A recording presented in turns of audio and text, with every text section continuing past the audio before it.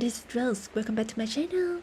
Okay, so I'm on the Genshin Impact website again, guys, and as you can see here, it is version 3.3 Events Review Phase 1. I will put the link of this page in the description so you can check it out later if you want to. However, let's head into it, guys. So you may have already know that we're going to have the Wanderer and Arataki Itto for the 5-star in the banners in the first phase of version 3.3, and yeah, along with that we're going to have the 4-star characters, the new one, Faruzan, along with Goro and Yanfei, guys. So I didn't do the videos like talk about like who should you pull in version 3.3, or maybe like I will upload it soon.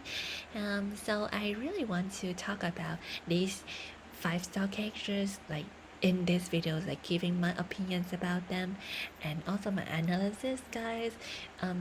So you can like decide whether you should pull for either one of them or not. However, if you really love them, then please like pull for them, guys. Don't let my opinion stopping you from that, because it is your experience. So we always want to have like the best experience in the game.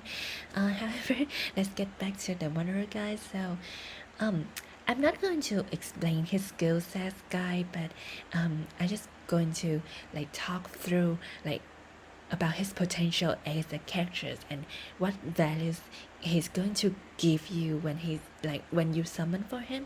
Okay, so from what we have already know and the information that given by from HoYoverse, we know that the Wanderer is going to be an on-field DPS character and his animals guy, and you know another animals DPS characters is right, which is Shao. So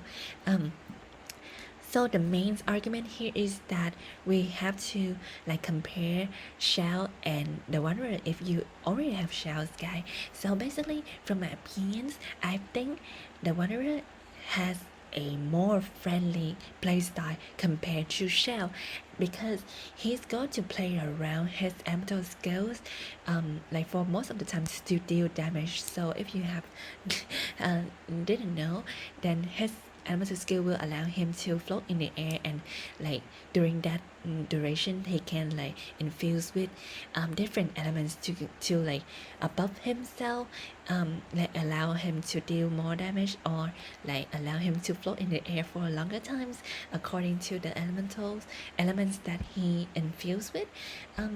However, yeah, so as I say, like he's going to play around his elemental skill and also normal attacks and charge attacks, and his elemental burst requires 60 energy to like activate. However, like although it has really high multiplier, I don't think it's like it is that important for you to keep his elemental burst like always a fightable guy, because most of, yeah, as I said before, most of his damage will be dealt from his normal attacks and elemental skills. So those are the two skills that you want to focus first in like raising his talents.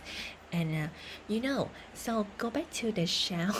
To go back to Shao, Shao needs his elemental burst guy to deal damage, and like his bursts require 80 energies, and during like the duration of his elemental burst he cannot recharge himself, which is really hard for like, especially for me. I also play Shaos before. I have a Shaos in my accounts, and it is really hard for you to keep like control that energy's problem of Shells, because you have not only have to recharge him with his skills, and it is requiring you to have other characters to actually recharge for Shell. So, and if you don't have those like his introverts available, then you're not going to deal any damage, because Shao is your main DPS, right? However, for Wanderer it is not. It is another story, guys, because without his elemental burst he can still deal damage. So from that sense, I so yeah, I think the Wanderer has a more friendly playstyle compared to another not like the other animal DPS characters in the game right now.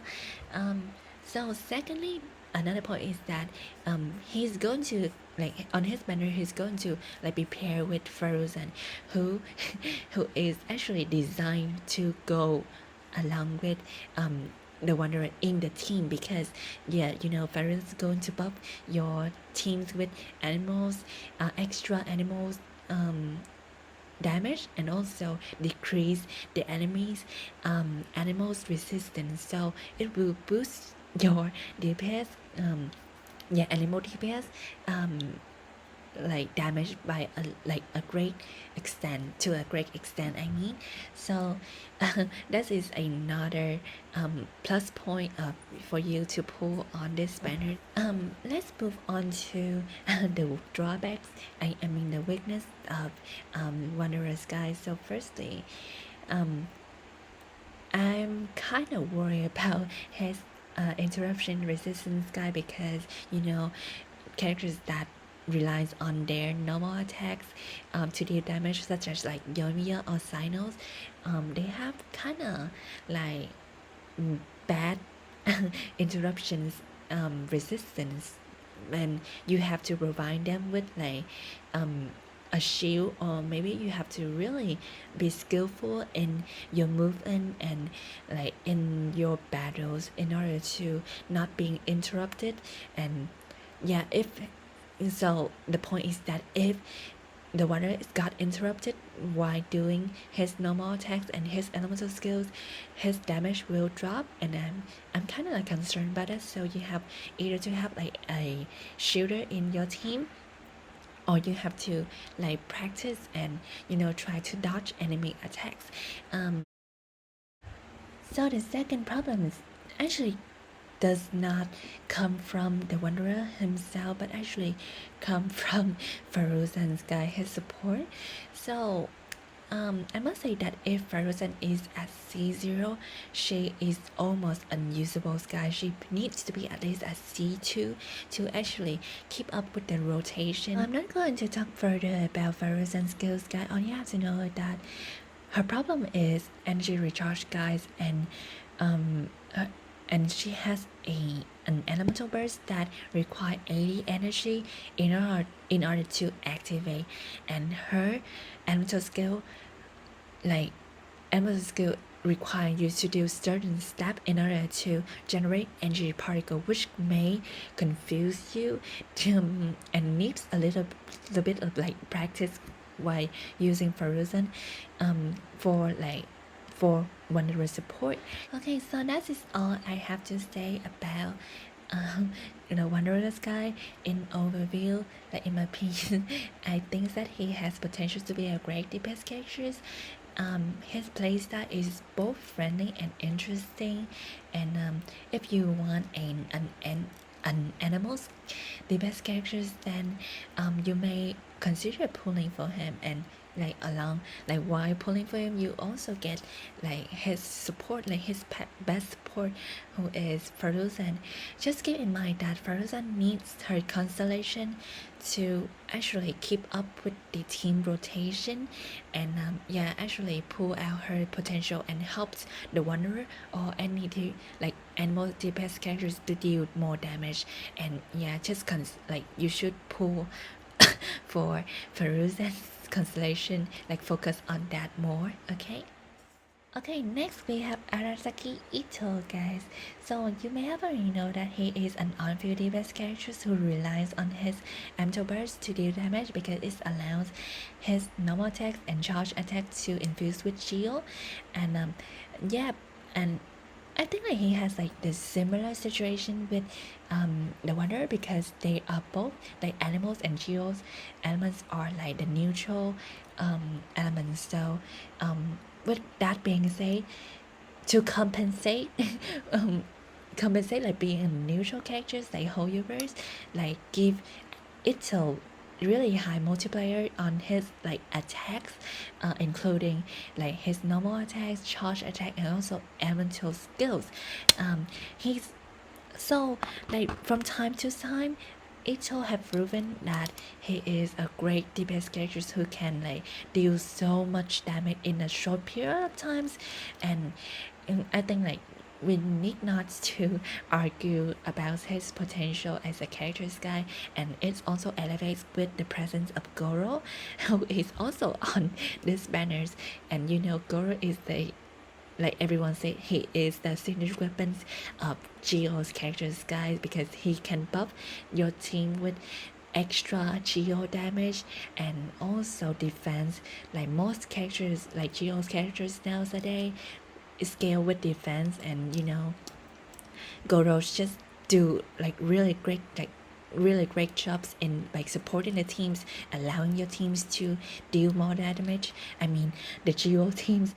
Okay, so in overall, if you have the Geo's characters being built like and available, namely like Goro, Zhongli, Albedo, Ningguang, Junjin, then I think pulling for Arataki Itto will actually allows your teams to deal more damage, because he is the top, like the number one uh, Geo's the best characters in the game right now, and I don't think that like soon we have another one guy, because he does a really great job right now being the Geo the best characters guys. And so yeah, with that being said, if you don't have any Geo's characters being built or available in your accounts, I don't think like getting Arataki Ittos will beneficial for your accounts, because you cannot like, you know, cannot use him in like in with other characters in the game right now, except from the Geo's characters, because you always want him to be on a model Geo's teams or either 3 Geo's characters team. But if you don't have the Geo's characters available in your accounts, then I don't think you should pull for Arataki Itto. Okay, so let's move on to the weapons banners guide. We're going to have the signature weapons for the Wanderer and Itto, of course, in yeah, the first rate of version 3.3, and these are the 4-star weapons that going to be on the yeah, on the banner. So my opinion is that you don't want to pull on these banners guys, unless you're pulling for either Ittos or the Wanderer, because both of these weapons are not like usable for most of characters in the game, except from those 2 characters. I think like this one can be used, like Noel can use this one, but however like I don't think that most people like build Noel. So yeah, I just going to say that again, you don't want to pull on this banner unless you are pulling for either the Wanderers or Itto. So let's move on to the events that we're going to have in version 3.3 guys. Firstly, we're going to have Akisu Chemo Damage events, and we can get a free weapons right here while doing the events, like for completing the events I guess. And then you have to be at adventure rank 30 or above to participate in this event, and also complete ritual escape plan quest. Anyway, so this event is actually like what you call it, is similar to a ball and brick game, where you just like move the ball around, keeping the ball like bouncing and keep breaking the bricks in the like in the events and in each challenge.